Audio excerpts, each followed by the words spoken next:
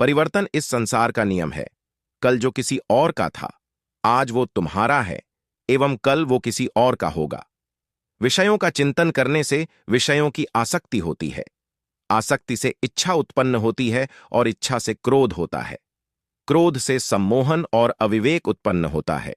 जो कुछ हुआ अच्छे के लिए हुआ, जो हो रहा है अच्छे के लिए हो रहा है, जो होगा वह भी अच्छे के लिए ही होगा। मेरे लिए न कोई घृणित है और न ही कोई प्रिय, न कोई निर्धन है और न ही कोई धनी। बस जो भक्ति भाव के साथ मुझे याद करते हैं, मैं उनका हूं और वो मेरे।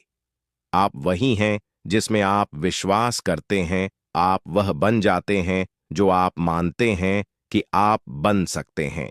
अगर तुम अपना कल्याण करना चाहते हो तो सभी तरह के उपदेशों, सभी धर्मों को छोड़कर मेरी शरण में आ जाओ।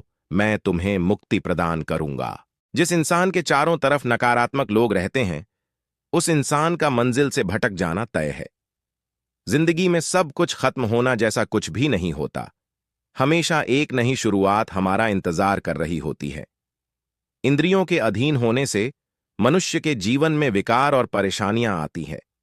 सुख दुख का आना जाना सर्दी गर्मी के आने जाने के जैसा ही है, इसलिए इन्हें सहन करना सीखना ही उचित है। निर्बलता अवश्य ईश्वर देता है, परंतु मर्यादा मनुष्य का मन खुद निर्माण करता है। जीवन में वाणी को संयम में रखना अनिवार्य है, क्योंकि वाणी से दिए हुए घाव कभी भरे नहीं जा सकते। मनुष्य उसके लिए शोक करता है जो शोक करने के योग्य नहीं है, और फिर भी ज्ञान की बातें करते हो। बुद्धिमान व्यक्ति ना जीवित और ना ही मृत व्यक्ति के लिए शोक करते हैं। मैं हमेशा तुम्हारे साथ और तुम्हारे आसपास रहता है, चाहे तुम कुछ भी कर रहे हो। जो हुआ अच्छा हुआ, जो होगा अच्छा होगा। स्वयं को मुझ पर छोड़ दो, अपने कर्म पर ध्यान दो। कर्म ऐसा जो स्वार्थ रहित पापरहित हो। जीवन में समय चाहे जैसा भी हो, परिवार के साथ रहो।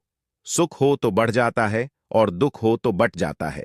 मोहग्रस्त होकर अपने कर्तव्य पथ से हट जाना मूर्खता है, क्योंकि इससे न तो तुम्हें स्वर्ग की प्राप्ति होगी और न ही तुम्हारी कीर्ति बढ़ेगी। श्री कृष्ण कहते हैं कि सत्संग ईश्वर की कृपा से मिलता है, परंतु कुसंगति में पड़ना मनुष्य के अपने ही हाथों में होता है।